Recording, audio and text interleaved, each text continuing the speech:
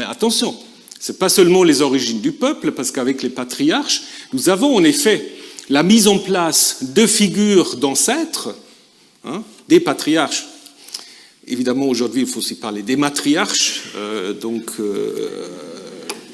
Sarah, Rebecca, etc.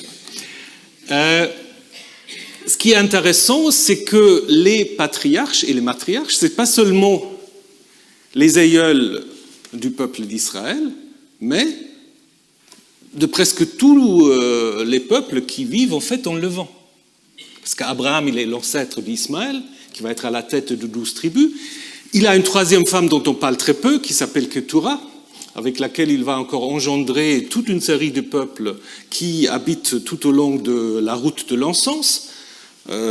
Isaac, il sera le père de Jacob, mais aussi d'Ésaü, qui lui sera l'ancêtre des Édomites, qui habitent dans le sud.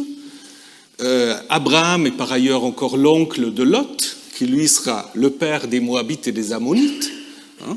Et donc vous voyez que ce n'est pas simplement l'histoire d'Israël, c'est l'histoire presque de tous les peuples qui vivent dans le pays de Canaan, à part les Philistins, qui ont en effet une origine différente, et que la Bible va aussi appeler les incirconcis pour toutes sortes de raisons que je vous expliquerai plus tard. Alors, donc, la Genèse termine avec l'histoire d'un des fils de Jacob, Joseph, qui va arriver en Égypte, faire carrière là-bas, et tout se passe très bien. Et quand on arrive dans le livre de l'Exode, la situation a totalement changé.